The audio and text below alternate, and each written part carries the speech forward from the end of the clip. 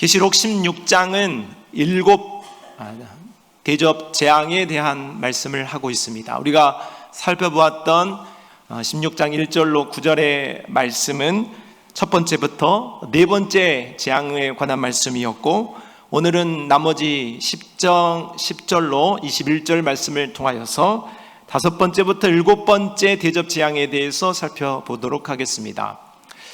큐티를 열심히 하고 있습니까? 네. 큐티의 오늘 본문이 언제 나왔어요? 네, 토요일 본문이었어요. 네. 모른다, 생각이 안 난다 그러면 안 하신 거예요.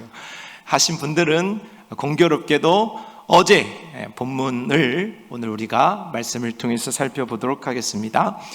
자, 먼저 다섯 번째 재앙에 관한 말씀 10절로 11절 말씀입니다. 심판의 모양이 소개되고 있죠. 또 다섯째 천사가 그 대접을 짐승의 왕자에 쏟으니, 다섯 번째 천사가 대접을 짐승의 왕자에다가 쏟아 부었습니다. 첫 번째는 땅에, 두 번째는 바다에, 세 번째는 강물과 물근원에, 네 번째는 해에 쏟았는데, 이번 다섯 번째는 왕자, 바로 짐승의 왕자에 쏟았다 했습니다. 그러니 네 번째까지 있었던 대접 재앙의 내용과 확연히 달라진 모습이라고 할 수가 있겠습니다. 이것은 자연이 아닌 짐승의 통치 중심의 이 권세에 바로 대접을 쏟아 부었다 하는 것이죠. 짐승이 누굽니까? 짐승은 사탄으로부터 권세를 위임받아서 그리스도를 대적하도록 활동하는, 이 세상에 그리스도를 대적하는 정치, 그리스도를 대적하는 종교, 그리스도를 대적하는 경제, 그리스도를 대적하는 사회, 문화 전반에 걸친 모든 것이 바로 짐승이라고 할 수가 있습니다. 그러므로 짐승의 보좌는 이런 짐승의 권세가 자리하는 것이고, 짐승의 명령이 출발하는 곳으로 권력의 핵심이라고 하겠습니다. 요한계시록은 드라마와 같습니다. 여러분 드라마 좋아하시잖아요. 그런데 성경 이 요한계시록은 정말로 이러한 장엄한 영적인 드라마라고 할 수 있습니다. 하나님의 나라와 악의 나라가 서로 대립하고 충돌하고 또 싸우는 그런 이야기가 바로 계시록의 내용이라고 하겠습니다. 어느 보좌가 참인가, 어느 권세가 참인가 하는 것이죠. 여호와가 하나님인가, 사탄이 하나님인가, 그렇게 계속해서 질문을 던지고 있다면, 오늘 다섯 번째 대접 재앙은 이 물음에 대한 결정적인 답이라, 계시록 전체가 그 답을 하고 있지만 오늘 이 다섯 번째 대접의 내용이 그에 대한 대답이라고 하겠습니다. 재앙, 심판이 짐승의 보좌에 쏟아졌다 하는 것입니다.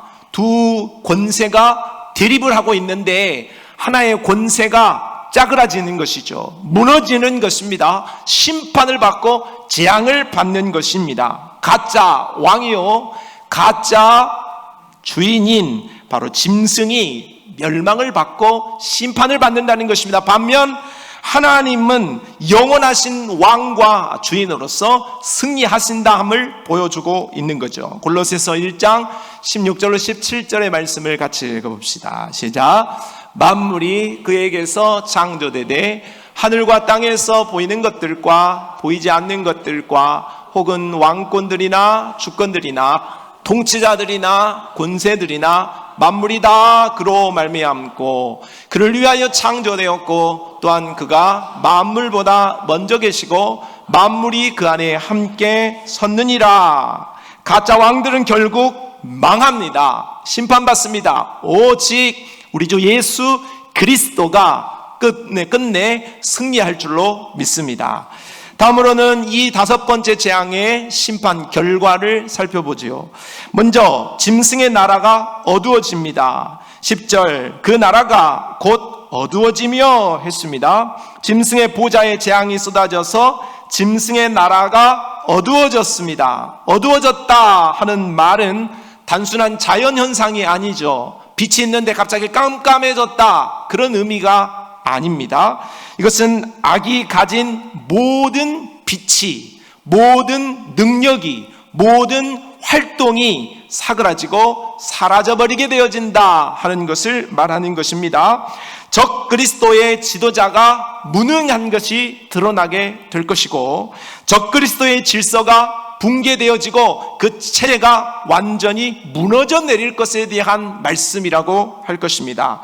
사람들은 그리스도 없이도, 예수 없이도, 하나님 없이도 잘 살고 번영할 수 있다고 믿습니다. 문명이 발전하고 과학의 성취를 일구고 경제적인 부흥이 일어나고 정치적인 안정을 이루면 스스로 괜찮다, 우리 대단하다, 그렇게 생각합니다. 하나님 없이도 위대하고 우리가 곧 하나님인 것처럼 착각하는 인생을 살아가는 것입니다.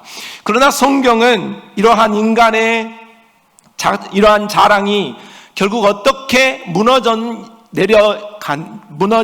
내렸는가에 대한 수많은 이야기를 하고 있습니다. 바벨탑을 쌓은 인류는 협동의 힘으로 일궈낸 결과물이었고 기술적인 성취로 내놓은 그러한 일이었습니다. 하지만 그것을 자랑하던 자들이 어떻게 되었습니까? 하나님께서 언어를 흩으시게 되어짐으로 서로 말도 소통도 되지 못한 결과를 맛보게 되었습니다. 먹고 마시고 시집가고 장가가면서 정말로 좋은 시절인 것처럼 살았고 형통한 것만 같았던 노아 시대의 결론은 그들이 홍수를 만나서 흔적도 없이 사라지고 말았지요. 국경의 경계선을 치우고 대제국을 건설하였던 느부갓네살 왕은 그가 영원히 황금 제국을 유지할 것으로 생각하고 자만했지만은 하나님께서 그를 건드시게 되어질 때에 정신을 잃고 풀을 뜯어먹는 정신 이상자가 되어버리고 말았습니다. 한 부자가 한 해 농사가 잘 되었다고, 야, 창고를 어떻게 하면 더 넓힐까? 어떻게 하면 더 저축을 많이 할까? 야, 평안하다, 안전하다, 좋다, 그렇게 안락을 누리고 있을 때에 하나님께서 그 영혼을 그날 밤에 찾으셨을 때에 그의 미래는 없었고 내일도 없었습니다. 그가 모아놓았던 모든 것은 자신의 것이 아니라 남은 자의 것으로 그렇게 되고 말았다는 것이죠. 요한일서 2장 17절, 이 세상도 그 정욕도 지나가되 오직 하나님의 뜻을 행하는 자는 영원히 거하느니라고 말씀하고 있습니다. 짐승의 나라는 어두워질 것입니다. 그리고 하나님의 나라는 영원히 빛으로 있을 것입니다. 그러므로 우리는 어두워질 그러한 하나님이 없는 나라에 더 이상 머물지 않고 빛으로 거하는 하나님의 나라로 출입하고 그곳에 거하는 지혜가 있어야 할 줄로 믿습니다. 그리스도와 함께 영원히 빛에 서는 축복의 사람들이 다 되시기를 바랍니다. 다음으로 사람들이 고통 중에서 이 심판의 결과로 있지만은 그 가운데서도 완악함으로 있습니다. 사람들이 아파서 자기 혀를 깨물고 아픈 것과 종기로 말미암아 하늘의 하나님을 비방하고 그들의 행위를 회개하지 아니하더라. 누누이 말씀드리지만 이러한 대접 시리즈, 또 인 시리즈, 나팔 시리즈의 이 재앙의 대상은 그리스도인이 받는다 안 받는다? 받는다 안 받는다? 대답을 안 해요? 네, 대답할 때까지 여쭤보겠습니다. 받아요 안 받아요? 확실히 해야 돼요. 이걸 모르면 나 이번 주에 기도 안 했는데, 나 이번 주에 죄 졌는데 두려움이 온단 말이에요. 그러나 오늘 성경이 말하는 이런 재앙의 대상은 그리스도인은 아니다. 예수 믿는 나는 아니다. 그럼 누굽니까? 예수 없는 사람들입니다. 예수 없는 불신자들, 예수 떠난 배교자들이 심판의 대상인 거죠. 자, 오늘 이 5번째 대접재앙의 심판의 대상 사람들 역시나 불신자요, 배교자들입니다. 그 불신자와 배교자들이 하나님으로부터 임하는 그 재앙이 너무 컸습니다. 그래서 그 짐승의 보좌가 타격을 입었으니 자신 그 수하에 있으니 그들의 고통이 얼마나 컸겠습니까? 그런데 그 고통이 너무 커서 혀를 깨물고 죽을 만큼, 차라리 죽자 할 만큼 너무 고통이 극심함에도 불구하고 그들은 그 고통 가운데에서도 하나님께 회개하지 않습니다. 오히려 그 고통을 허락하신 하나님을 비방해요. 하나님을 알아요. 하나님을 깨달았어요. 그렇지만 하나님께 돌아가지 않고 하나님을 끝까지 대적합니다. 그러니 이 사람들을 향한 하나님의 심판이 정당한 것이죠. 회개할 자를 향하여서, 여지가 있는 자를 향하여서 하나님이 심판을 가하는 것이 아니라 100% 돌아올 가망성이 없는 자들을 심판하시는 하나님의 심판은 옳다 할 수 있는 것이죠. 성경은 고난의 목적을 회개로 이끄는 은혜의 통로라고 말합니다. 시편 119편 71절 말씀에 고난당한 것이 내게 뭐라? 유익이라. 이로 말미암아 내가 주의 율례들을 배우게 되었나이다. 고난은 하나님을 생각하게 해요. 고난을 당하면 내가 이대로는 안 되겠구나, 뭐가 잘못됐구나, 삶을 고치고 자신을 돌아보고 하나님을 기억하면서 믿음을 고추 세우는 귀한 축복의 통로가 된다는 것이죠. 그런데 짐승을 따르는 사람들은 그렇지 않아요. 고난을 당하면 그 고난이 끝이에요. 그 고난으로 반전이 없다 그 말이에요. 고난 가운데 재앙 속에 심판으로 끝내버리고 말 만큼 마음에 강팍함이 있고 마음에 은혜가 없고 믿음이 없는 자들이라고 할 수 있습니다. 고난은 누구에게나 있습니다. 그러므로 고난은 나에게도 있어요. 오늘 우리에게 예수 그리스도가 있다고 해서 고난이 없다, 그건 거짓말이에요. 오늘 우리에게도 믿음이 좋아도 고난은 크고 작게 있습니다. 하지만 내가 고난을 만날 때에 어떤 마음이고 어떤 자세인가는 서로 다를 수 있는 것입니다. 고난은 오늘 우리의 신앙을 보여줄 수 있는 거울이에요. 고난을 당하였을 때 그 사람의 마음과 그런 신앙의 자세를 보게 되어지면 하나님을 향한 어떤 태도를 갖고 있는가를 잘 알 수가 있는 거예요. 시금석이 되어지는 것이죠. 고난으로 하나님과 멀어지고 하나님을 부인하고 하나님을 비방하고 하나님을 떠나면 그 사람은 믿음이 있는 척한 것이 믿음이 없는 거예요. 그러나 고난을 당할 때에 괴로운 순간에 하나님의 품으로 더 가까이 나오는 것은 그 고난이 축복이고 그 고난 가운데에서도 이러한 사람은 하나님을 신뢰하는 믿음이 큰 사람, 바로 믿음의 사람이라고 말할 수 있는 거죠.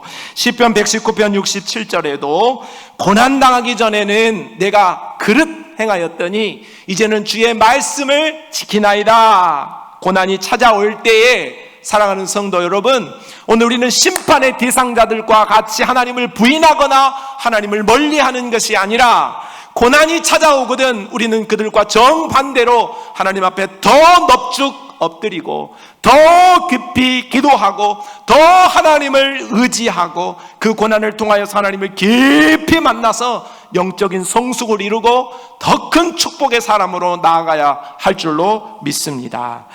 다음으로는 여섯 번째 재앙에 대하여서 12절에서 16절의 말씀을 살펴봅시다. 먼저 심판의 모양입니다. 12절, 또 여섯째 천사가 그 대접을 큰 강 유브라데에 쏟음이. 자, 이제는 다섯 번째는 짐승의 보좌에 쏟았죠. 여섯 번째는 강 유브라데 강에다 쏟습니다. 자, 유브라데 강은 어디인가? 바로 중동 지역에 있는 티그리스 강, 유프라테스 강, 바로 4대 문명의 발상지이라고 할 수가 있는 것이죠.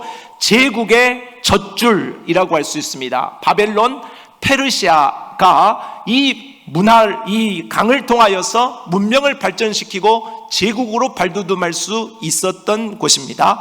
반면 이 유브라데 강은 성경에서 하나님의 백성들 이스라엘과 하나님을 대적하는 백성들 바벨론, 페르시아, 그리고 그 이후의 족속들 간에 경계선이라고 할 수 있습니다. 이 이스라엘을 쳐들어오기 위하여서는 반드시 유브라데 강을 건너야 되는 것입니다. 말하자면 이 유브라데 강이 하나의 전략적인 요충지 역할을 하고 있었던 것이죠. 자, 그런데 오늘 6번째 재앙을 받는 곳이, 대접이 쏟아지는 것이 유브라데 강입니다. 유브라데 강에 바로 진노가 쏟아지게 되어진 것이죠.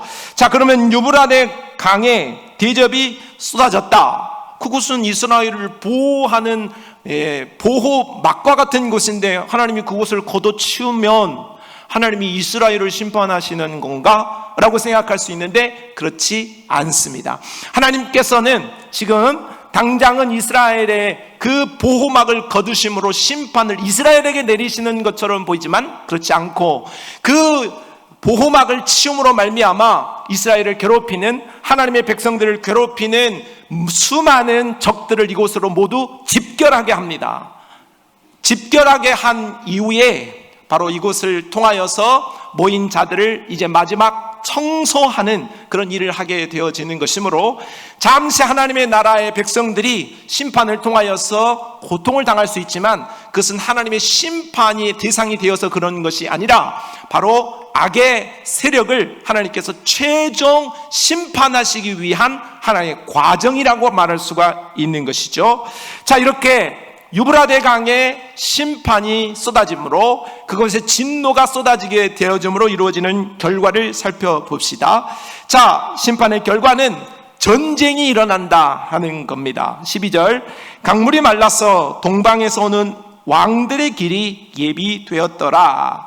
자, 대접으로 말미암아 유브라데 강이 말라버렸어요. 그러니까 이제 그 강을 땅처럼 건너는 거예요. 그래서 왕들이 이곳을 집결하여서 하나님의 백성들을 공격하기 위하여서 쳐들어오는 것입니다. 그런데 그 왕들을, 바로 하나님의 백성들을 대적하기 위하여서 쳐들어오는 왕들을 소집하는 존재가 등장하게 되는데, 그 소집하는 존재가 귀신의 영이라고 소개하고 있습니다. 뭐라고요? 네, 귀신의 영이 왕들을 소집해서 하나님의 백성들을 공격하고 전쟁을 치른다 하는 거죠. 자, 이 하나님의 백성들은 누구인가에 대하여서 13절로 14절이 말씀합니다. 또 내가 봄에 개구리 같은 새 더러운 영이 용의 입과 짐승의 입과 거짓 선지자의 입에서 나오니 그들은 귀신의 영이라. 이들을 행하여 온 천하 왕들에게 가서 하나님 곧 전능하신 이의 큰 날이 있을 전쟁을 위하여 그들을 모으더라 했습니다. 자, 귀신의 영이 세 개예요. 귀신의 영을 통하여서 역사하는, 그게 귀신의 영을 세 영으로 소개하고 있어요. 뭐라고요? 용의 입, 다음으로 짐승의 입, 또 거짓 선지자의 입. 우리가 배운 바가 있죠.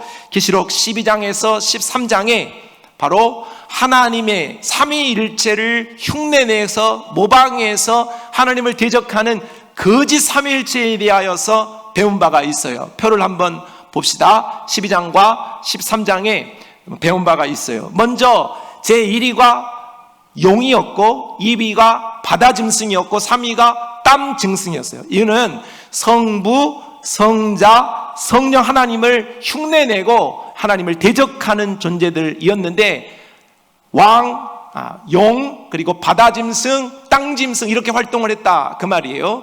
자, 이러한 모습이 또 다른 모습으로 소개되고 있는 거예요. 용은 용의 입으로, 바다짐승은 짐승의 입으로, 땅짐승은 거짓 선지자의 입으로 그렇게 소개되고 있는 것입니다. 용은 사탄이었고, 바다짐승은 정치 세력, 땅짐승은 종교 세력이라고 말씀을 드렸습니다. 그러니까 동일한 존재예요. 표현만 다를 뿐이지 바로 적 그리스도의 세력들이 등장하게 되었다 하는 것이죠. 그러므로 오늘 하나님의 백성과 전쟁을 치르기 위하여서 오는 왕들을 뒤에서 조정하는 이들이 누구냐? 적 그리스도의 영, 바로 거짓 삼위일체이다 할 수 있으므로, 오늘 펼쳐지는 이 전쟁은 3차 세계대전이나 4차 세계대전이 아니라 영적인 전쟁이다. 하나님의 백성과 적 그리스도 간에 펼쳐지는 영적 전쟁이다 하는 거예요. 그러니까 요한계시록을 여기서 말하는 용은 지금 말하는 교황청이고, 여기서 말하는 누구는 유럽이고, 여기서 말하는 이거는 북한의 김정은이고, 우리 여기서 말하는 여기는 주사파고, 그런 식으로 말하는 것은 성경을 너무나도 곡해한 이야기라고 할 수 있는 거예요. 그렇게 해서 그런 사람들의 주장을 따라가다 보면 어떤 마음이 드냐? 두려워요. 잠도 못 잡니다. 너무너무 무서워요. 예수님 내일 당장 안 오시면 큰일 날 것 같고, 나 이렇게 살다가는 천국 못 갈 것 같고. 요한계시록이 그런 책입니까? 아니잖아요. 정반대 아닙니까? 믿는 우리에게 위로를 주고 용기를 주고 정말로 하나님 나라를 소망하게 하는 책인데, 그 사람들의 해석을 들어보면 해석도 틀렸을 뿐만 아니라 결과적으로 우리가 갖는 마음은 두렵고 떨려서 우리가 믿음 생활을 제대로 할 수 없게끔 한다, 그 말이에요. 다시 말씀드립니다. 여기서 말하는 마지막 최후 영적 전쟁은 세상에 나와 있는 현실적인 어떠한 전쟁과 같지 않다 하는 것을 기억하시기를 바랍니다. 고개라도 끄덕이세요. 다음에 이상한 이야기 하지 말고, 또 누가 뭔 이야기 하면 그렇구나 가서 그렇게 하지 말고 아멘 하지 마시고, 오늘 그 전쟁에 대한 이야기를 16절에서는 이렇게 소개하고 있습니다. 16절을 읽어봅시다. 시작.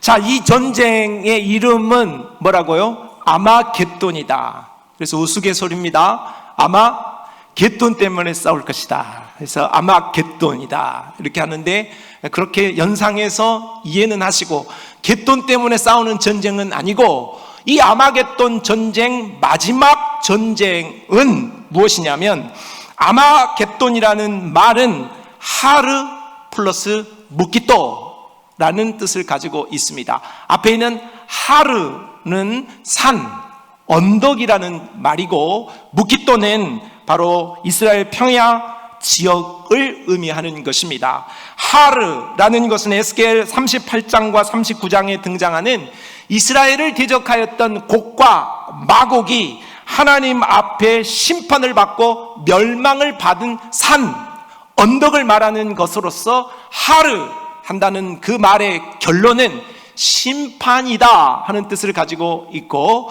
무기또라는 것도 이 지역에서 많은 전쟁이 있었는데 적들이 패배하였던 것으로서 심판이라는 동일한 뜻을 가지고 있습니다. 그러니 아마겟돈은 하르, 심판, 무기또, 심판이라는 의미로서 중의적으로 바로 심판, 최후 심판이라는 의미를 가지고 있는 말이 되겠습니다. 그러므로 오늘 이 아마겟돈에서 펼쳐지는 이 마지막 전투는 바로 우리가 하나님의 백성들이 승리하고, 그리스도가 승리하고, 마귀가 패배하고, 그를 따르는 적 그리스도를 따르는 추종 세력들이 끝내는 실패한다라는 그런 단순한 논리를, 그 단순한 진리를 말씀하고 있다, 그렇게 이해를 할 수가 있겠습니다. 그러므로 오늘 우리는 하나님을 섬기면서 나 구원받지 못하면 어떡할까, 그런 두려움으로 하나님을 섬겨서는 안 됩니다. 나는 구원받은 사람이야, 나는 어찌됐든 하나님의 백성이야 하는 자존감과 신실한 믿음을 갖고 살아가고, 최후 승리를 확신하는 믿음으로 살아가야 할 줄로 믿습니다. 그렇게 살아가시기를 주님의 이름으로 축복합니다. 자, 그렇지만 오늘 우리가 이 말씀을 기억하면서, 오늘 우리가 아마겟돈 큰 전쟁을 예고받을 때 그리스도인들이 기억해야 할 메시지도 있습니다. 그것은 특별 메시지가 이제 15절로 지어주고 있는데, 그 특별 메시지의 첫 번째 내용은 옷을 지키라는 말씀입니다. 15절 하반절입니다. 읽어봅시다. 시작.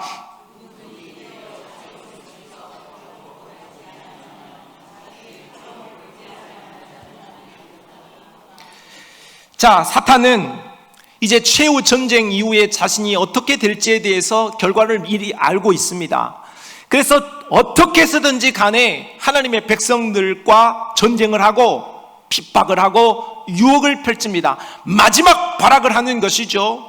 그러므로 오늘 우리는 최후 승리를 확신하고 반드시 이기겠지만은 오늘 우리가 살아가고 마지막 전쟁을 치러야 할 우리의 형편은 녹록지는 않다 하는 것은 잊지 말아야 한다 하는 것입니다. 히브리서 기자가 말한 대로 심한 고문이 우리에게 있을 수 있습니다. 조롱을 받을 수 있고 매를 맞을 수도 있습니다. 채찍질 당할 수 있습니다. 결박과 옥에 갇히는 시련이 찾아올 수 있고 돌로 치고 톱으로 켜고 또 궁핍과 환난과 학대를 받아서 산과 동굴로 유리하는 일이 있을 수도 있습니다.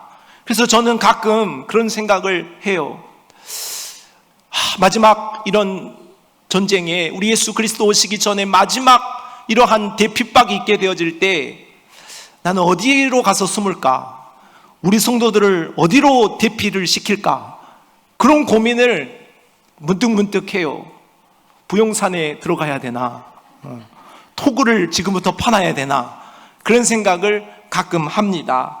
그런 일이 있을 수 있기 때문인 것이죠. 그러므로 우리는 마지막 전쟁에 오늘 우리가 지지 않을 수 있는 마음을 준비해야 하는 것입니다. 믿음에서 돌아서서는 안 된다 하는 것이죠. 혹 오늘 우리가 그 핍박하는 자들에 의하여서 내 옷이 다 벗겨지고 빨개 벗겨지는 수치를, 육적인 수치를 당할지언정 영적인 옷을 벗어 던져서는 안 됩니다. 예수 그리스도께서 주시는 믿음의 옷, 의의 옷을 벗어 던지면 이 땅에서 수치를 당하는 뿐만 아니라 우리는 잠시 그 수치를 가릴지라도 천국에서 가지 못하는 영원한 수치가 있다는 것을 기억할 수 있어야 하겠습니다. 그러므로 성도 여러분, 오늘 우리는 반드시 승리하겠지만은 오늘 우리에게 있는 그 마지막 심판과 재앙을 우리가 준비하면서 나는 어떤 순간에도 내 목에 칼이 들어오는 순간에도 끝까지 그리스도를 따라가겠다 하는 마음으로 깨어 옷을 빼앗기지 않는 성도들이 되어야 할 줄로 믿습니다.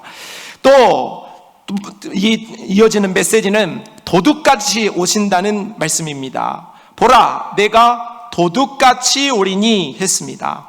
아마겟돈 전쟁이 격렬하고 세상 나라들이 아무리 떠들썩해도 끝이 온다 하는 것입니다. 저는 좋아요.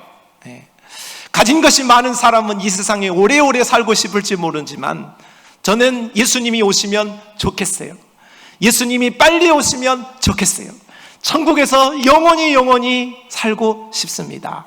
그런데 그 끝이 사람이 정한 일이 아니고 대통령이 결정할 일이 아니고 사단이 어떻게 자기들의 뜻대로 되어지는 일이 아니고 바로 예수님이 정한 기한에, 아버지께서 정하신 기한에 도둑같이 많은 일이라고 성경은 우리에게 말씀하고 있습니다. 예수님의 오심은 바로 전쟁의 끝에 사단 마귀는 결박되어질 것이고 무적행으로 가게 되어질 것입니다.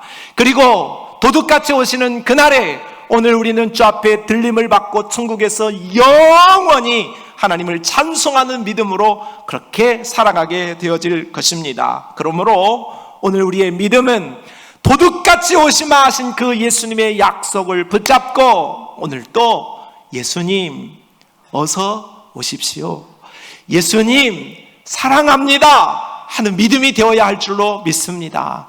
우리의 믿음은 어디 갔습니까? 오늘 우리의 선조들이 그 뜨거웠던 재림의 신앙은 어디 갔습니까?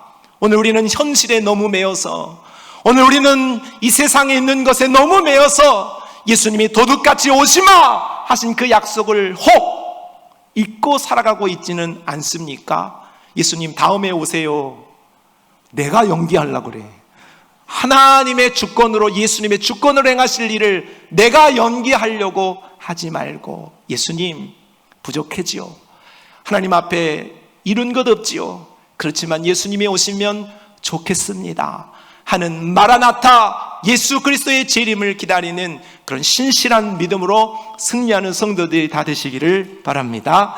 다음으로 이제 마지막 7번째 재앙에 대한 말씀을 살펴보겠습니다. 7번째 재앙은 공중에 쏟아집니다. 일곱째 천사가 그 대접을 공중에 쏟음에, 대접의 재앙은 마지막 재앙이고 심판입니다. 그 중에서도 7번째 대접은 마지막 중에 마지막이라고 할 수가 있겠지요. 그런데 그 재앙이 공중에 쏟아져요. 공중.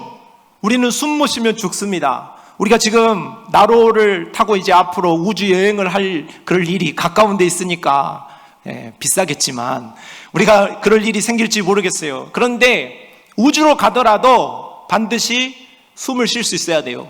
산소가 없으면 죽어요. 그런데 그 공중에 우리가 숨을 쉬는 모든 곳에 이제 마지막 심판이 쏟아져요. 숨을 곳도 없고 가릴 것도 없습니다. 하나님의 심판은 그러므로 누구도 피할 수 없고 아무도 피할 수 없다 말씀하는 것입니다.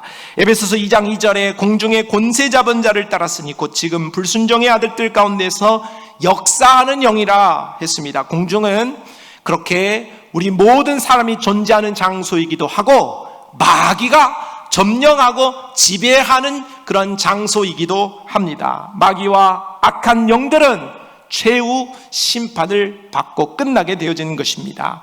심판의 결과입니다. 17절 이하이지요. 보좌로부터 큰 음성이 들립니다. 큰 음성이 성전에서 보좌로부터 나서 이르되 되었다 하시니, 되었다, 이제 끝났다 그 말입니다. It is finished. 끝났다, 완료되었다, 심판이 끝났다, 세상이 끝났다 고 선언하신 것입니다. 그런데 오늘 요한계시록의 이 말씀은 바로 예수 그리스도께서 이전에 한번 말씀하신 적이 있습니다. 요한복음 19장 30절 말씀을 읽어봅시다. 시작. 예수께서 신포도주를 받으신 후에 이르시되 다, 어디에서 하신 말씀이죠? 십자가. 예수님의 십자가에서 it is finished, 다 이루었다, 끝냈다, 구속을 완성하셨다 그 말이에요. 그 구속을 완성하신 예수 그리스도께서 마지막 심판을 공중에 쏟아부으시고 대접재앙을 마치시면서 되었다, 끝냈다, 심판을 완성했다는 말씀입니다. 그러므로 정리한다면 예수 그리스도는 구속을 완성하신 후에 마지막 심판의 완성을 준비하고 계신 분입니다. 그러므로 오늘 우리는 구속의 완성과 심판의 완성 그 사이에 기회를 잡고 있는 거예요. 기회를 우리에게 하나님께서 주신 거예요. 그러므로 우리가 이 기회가 다 지나서 후회하지 않도록 오늘 우리는 주께서 주신 이 기회를 분명하게 붙잡고 예수 그리스도를 분명하게 붙잡고 끝까지 승리할 수 있는 복의 사람들이 다 되시기를 바랍니다. 자, 그리고 이어지는 것은 큰 지진이 18절에 있어요. 그리고 19절에 20절에 바벨론이 무너져요. 21절에 우박재앙이 오게 됩니다. 주님이 심판을 완성하시면 바벨론도 견딜 수 없고 자연세계도 견딜 수 없고 사람들도 피할 수 없습니다. 아무도 숨을 수도 아무도 피할 수도 없는 거죠. 말라기 3장 말씀입니다. 그가 임하시는 날을 누가 능히 당하며 그가 나타나는 때에 누가 능히 서리오. 누가 당할 수 있어요? 누가 설 수 있습니까? 아무도 설 수 없어요. 예수 그리스도에게 피할 때만이 살 길이 열릴 줄로 믿습니다. 심해 잠수를 하던 전문 잠수사가 어느 날 물속 깊은 곳으로 들어갔다가 정신을 잃게 되었어요. 모든 장비가 고장이 나서 죽음의 공포를 맞이하게 된 것이죠. 빛도 없고 방향도 알 수 없고 산소는 빠르게 줄어들고 있습니다. 죽음으로 가고 있었던 것입니다. 그런 가운데 그에게 한 가지 생각이 번뜩 들었습니다. 내가 살 길이 무엇일까? 그것은 바닷속에서는 물방울이 위로 올라간다 하는 것이 문득 생각이 났습니다. 정신을 잃어가고 장비도 고장나서 이제 끝이라고 생각할 그 즈음에 그는 컴컴한 그 수면 아래 깊은 바다에서 자신이 움직일 때에 올라가는 그 물방울이 하늘로 올라간다는 것을 생각하고 그 물방울을 따라 사력을 다해서 올라가게 되었을 때에 수면 위에서 빛을 보고 살 수 있었다는 것입니다. 성도 여러분, 이제 아마겟돈이라는 전쟁이 이미 시작되었을 수도 있고 이제 우리의 끝날에 반드시 오게 될 것입니다. 그 심판은 우리를 암흑으로 몰아갈 수 있고 우리를 사망으로 몰아갈 수 있는 무시무시한 심판의 과정일 수가 있겠습니다. 그러나 우리는 그 심판의 대상이 아닌 것을 분명하게 믿고 오늘 이 잠수부가 물방울을 따라 올라갔듯 하나님의 말씀을 따라가고 특별히 계시록에 말씀하신 그 약속의 말씀을 따라 올라갈 때에 빛 대신 예수 그리스도로 인도받게 되어지고 우리는 최후 생명을 얻는 그런 역사를 얻게 되어질 줄로 믿습니다. 보라, 내가 도둑같이 오리라 말씀하셨습니다. 이제입니까? 오늘입니까? 오늘 밤입니까?